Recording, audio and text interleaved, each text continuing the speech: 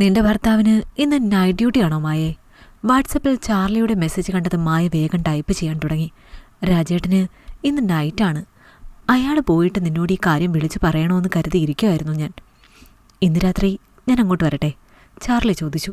അതെന്ത് ചോദ്യാടാ? നിന്നെ കണ്ടിട്ട് ഒരാഴ്ച ആയില്ലേ? 6 മണിക്ക് ഏട്ടൻ പോകും. നീ ഒരു 10 മണിക്ക് വാ. പിന്നെ 6 മണിവരെ ഫോൺ വിളിച്ചേക്കല്ല്. മായ മെസ്സേജ് അയച്ചു. ഓക്കേടി, ഞാൻ അങ്ങോട്ട് വിളിക്കുന്നില്ല. നീ ഫ്രീ ആകുമ്പോൾ ഇങ്ങോട്ട് വിളിക്ക്. ഞാൻ കുളിച്ച് റെഡി ആയിരിക്കാം. ചാർലി റിപ്ലൈ മെസ്സേജ് ഇട്ടു. ഇങ്ങോട്ട് വന്നിട്ട് നമുക്ക് ഒരുമിച്ച് കുളിക്കാം, അതുപോരെ? മായ കള്ളച്ചിരിച്ചിരിക്കുന്ന ഇമോജി അയച്ചു. ശരി മുത്തേ, നിന്റെ ആഗ്രഹം പോലെ തന്നെ നടക്കട്ടെ. നമുക്ക് രാത്രി അടിച്ചു പൊളിക്കാം. മായയുടെ അവസാനത്തെ മെസ്സേജ് കണ്ട് ചാർലി കുളിര് കോരി. പിന്നെ എത്രയും പെട്ടെന്ന് 10 മണിയാകാനുള്ള കാത്തിരിപ്പിലായിരുന്നു അവൻ. മായയുടെ വീടിന് 2 വീടപ്പുറമാണ് ചാർലിയുടെ വീട്. 25 വയസ്സ് മാത്രമുള്ള യുവാവാണവൻ. ഇൻഫോ പാർക്കിലാണ് ജോലി ചെയ്യുന്നത്. മായ ഹൗസ് വൈഫാണ്. അവളുടെ ഭർത്താവ് പോലീസിലാണ് ജോലി ചെയ്യുന്നത്. അവർ തമ്മിൽ 15 വയസ്സിൻ്റെ വ്യത്യാസമുണ്ട്. ഇരുവരെയും കല്യാണം കഴിഞ്ഞ് 5 കൊല്ലം കഴിഞ്ഞെങ്കിലും കുട്ടികളൊന്നുമില്ല. 20-ാം വയസ്സിലാണ് മായ രാജേഷിൻ്റെ ഭാര്യയാകുന്നത്. പൊതുവേ ഒരു മുരടനാണ് രാജേഷ്. ബെഡ്റൂമിൽ അയാൾ വെറും കൂതറയാണ്. മായയെ ഒരു ഭോഗവസ്തുവിനെ പോലെ ആക്രമിക്കുന്നതാണ് അയാളുടെ പതിവ്. ഇതിനെക്കുറിച്ചൊരു ധാരണയില്ലാതിരുന്നാൽ ഭാര്യാഭർത്താക്കന്മാർക്കിടയിൽ നടക്കുന്നത് ഇങ്ങനെയൊക്കെ തന്നെയാണ് എന്നാണ് അവൾ വിചാരിച്ചിരിക്കുന്നത്. ആ തെറ്റിദ്ധാരണ മാറിയത് ഈ അടുത്താണ്. ചാർലി മായയുടെ കൂടെ സ്കൂൾ മുതൽ കോളേജ് വരെ ഒരുമിച്ച് പഠിച്ചതാണ്. അന്നു മുതലേ അവന് അവളെ ഇഷ്ടമുണ്ടായിരുന്നു.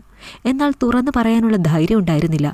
അതുകൊണ്ടൊരു ജോലി കിട്ടിയിട്ട് അവളെ പെണ്ണ് ചോദിച്ച് വീട്ടിൽ ചെല്ലാമെന്ന് കരുതി ഇരിക്കുകയായിരുന്നു അവൻ. അപ്പോഴാണ് 20-ാമത്തെ വയസ്സിൽ മായയുടെ അച്ഛൻ അവളെ രാജേഷിന് കെട്ടിച്ചു കൊടുത്തത്. രാജേഷിന് ഗവൺമെൻറ് ജോലി ആയതുകൊണ്ടാണ് പ്രായക്കൂടുതലൊന്നും അവളുടെ അച്ഛൻ കാര്യമാക്കാത്തത്. രാജേഷിനൊപ്പമുള്ള നിരാശ നിറഞ്ഞ ജീവിതം നയിക്കുന്നതിനിടയിലാണ് 2 വർഷം മുമ്പ് ചാർലി വീണ്ടും അവളുടെ ജീവിതത്തിലേക്ക് കടന്നു വന്നത്.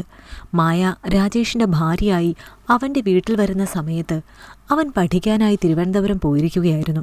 പഠനശേഷം 1 വർഷം ടെക്നോ പാർക്കിൽ ജോലി ചെയ്ത ശേഷം ട്രാൻസ്ഫർ കിട്ടിയപ്പോഴാണ് അവൻ തിരിച്ച് എറണാകുളം എത്തിയത്. അപ്പോഴാണ് തൻ്റെ 2 വീടിൻ്റെ അയൽപക്കത്ത് താമസിക്കുന്നത് താൻ പ്രണയിച്ചിരുന്ന മായ തന്നെയാണെന്ന സത്യം അവൻ അറിയുന്നത്. ഒരിക്കൽ സൗകര്യത്തിന് അടുത്ത് കിട്ടിയപ്പോൾ അവളുടെ നമ്പർ ഒപ്പിച്ച് അവൻ ഇടയ്ക്കിടെ മെസ്സേജ് അയച്ചും വിളിച്ചും മായയുടെ നല്ലൊരു സുഹൃത്തായി മാറി.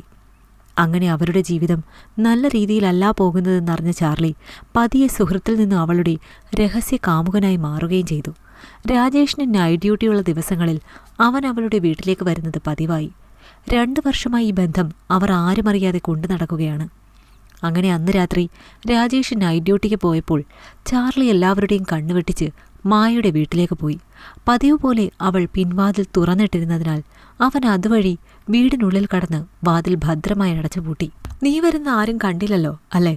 വാതിലടച്ചതും മായ പതിവ് ചോദ്യം ചോദിച്ചു. ഇല്ല, ആരും കണ്ടിട്ടില്ല. എല്ലാവരും ടിവിയിലോ മൊബൈലിലോ തലകുത്തി ഇരിപ്പുണ്ടാവും. മായയെ പൊക്കിയെടുത്ത് ബെഡ്റൂമിലേക്ക് നടക്കുമ്പോൾ അവൻ പറഞ്ഞു, ഈ ആഴ്ച മൊത്തം നിന്റെ കെട്ടിയോന് നൈറ്റാണെങ്കിൽ നമ്മൾ പൊളിക്കും. വഷളൻ ചിരിയോടെ അവളെ അടിമുടി ഒഴിഞ്ഞുകൊണ്ട് ചാർലി പറഞ്ഞു. അതേ, നീ കുളിച്ചില്ലല്ലോ. നീ വന്നിട്ട് കുളിക്കാമെന്ന് കരുതി ഞാനും കുളിച്ചിട്ടില്ല. മായയുടെ ചുണ്ടിൽ വശ്യമായൊരു പുഞ്ചിരി വിടർന്നു. എങ്കിൽ പിന്നെ വൈകണ്ട, നേരെ നമുക്കങ്ങ് കുളിച്ചു കളയാം. മായ ധരിച്ചിരുന്ന ഗൗൺ വലിച്ചൂരിക്കൊണ്ട് ചാർലി അവളുടെ ശരീരത്തിൽ ആർത്തിയോടെ നോക്കി. നീ ഒന്നുകൂടി ഒന്ന് തുടുത്തതുപോലെ ഉണ്ടല്ലോ പെണ്ണെ. അവളുടെ മൃദുലതകളിലും വിരലോടിച്ച് അവൻ പറഞ്ഞു.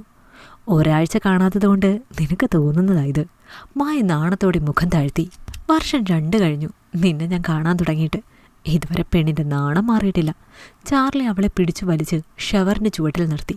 തണുത്ത വെള്ളം ശരീരത്തിലേക്ക് പതിച്ചപ്പോൾ മായ തണുത്തിട്ട് അവനെ ഇറുക്കി പിടിച്ചു. അവൻ 2 കൈകൾ കൊണ്ടും അവളെ ചുറ്റിപ്പിടിച്ചു. പിന്നെ മെല്ലെ മെല്ലെ ചാർലിയുടെ ചുണ്ടുകൾ അവളുടെ നെറ്റിയിലും കവിളിലും കഴുത്തിലും ഇഴഞ്ഞു നടന്നു. അവൻ്റെ ഓരോ ചുംബനവും മായയിലെ പെണ്ണിനുണർത്തി. അവൻ്റെ കൈകൾ അവളുടെ മാറിടങ്ങളെ ഞെരിക്കുമ്പോൾ അടക്കാനാവാത്ത സീൽക്കാര സ്വരങ്ങൾ അവൻ്റെ ഖണ്ഡത്തിൽ നിന്നു ഉയർന്നു. കുളി കഴിഞ്ഞ് അവളെയും അവൻ ബെഡിലേക്ക് വന്ന് കിടക്കുമ്പോൾ മായ ചാർലിയുടെ നെഞ്ചിൽ പതുങ്ങിക്കിടന്നു. രാജേഷ് ചേട്ടന് പകരം നീയാണ് എന്നെ കല്യാണം കഴിച്ചിരുന്നതെങ്കിൽ ഞാൻ എത്ര സന്തോഷവതിയാകുമായിരുന്നു.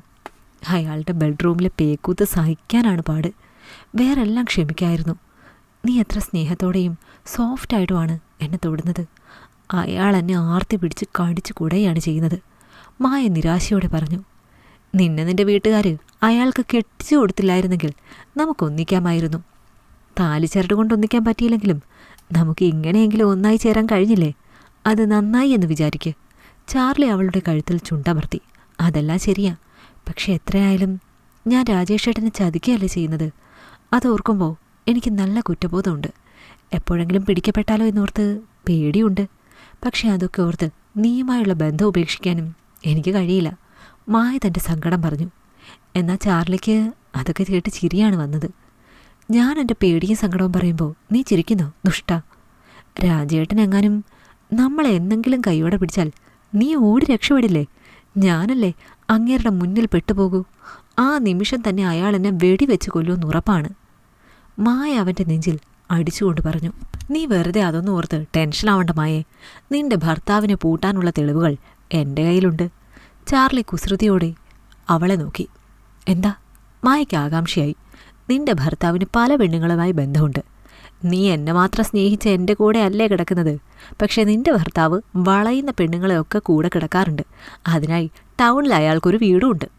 ഒരിക്കൽ അയാൾ ഒരു പെണ്ണിനെയും കാറിൽ കയറ്റി കൊണ്ടുപോകുന്നത് കണ്ട് സംശയം തോന്നി ഫോളോ ചെയ്ത് ചെന്നപ്പോഴാണ് ഞാനിതൊക്കെ കണ്ടുപിടിക്കുന്നത്.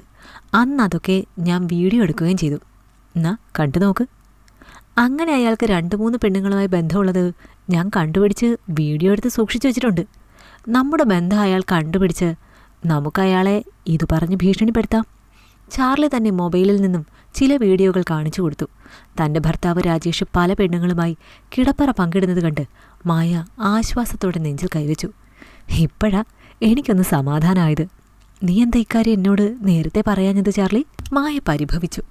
സമയമാകുമ്പോൾ പറയാമെന്ന് കരുതി മിണ്ടാതിരുന്നതാണ് ഞാൻ.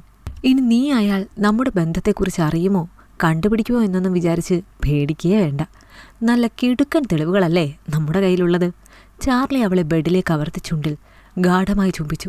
മായയും തൻ്റെ പേടിയൊക്കെ മാറ്റിവെച്ച് അവൻ്റെ കരവലയത്തിനുള്ളിൽ പൂച്ചക്കുട്ടിയെപ്പോലെ പതുങ്ങി. ഈ സമയം നൈറ്റ് ഡ്യൂട്ടി എന്ന് പറഞ്ഞ് വീട്ടിൽ നിന്ന് പോയ രാജേഷ് ടൗണിലുള്ള അയാളുടെ വീട്ടിൽ മറ്റൊരു പെണ്ണുമായി രമിക്കുകയായി. ഇഷ്ടമായെങ്കിൽ ലൈക്ക് ചെയ്യൂ. നിങ്ങളുടെ അഭിപ്രായങ്ങൾ കമന്റായി രേഖപ്പെടുത്തൂ. കൂടുതൽ കഥകൾ കേൾക്കാൻ ഈ ചാനൽ സബ്സ്ക്രൈബ് ചെയ്യൂ.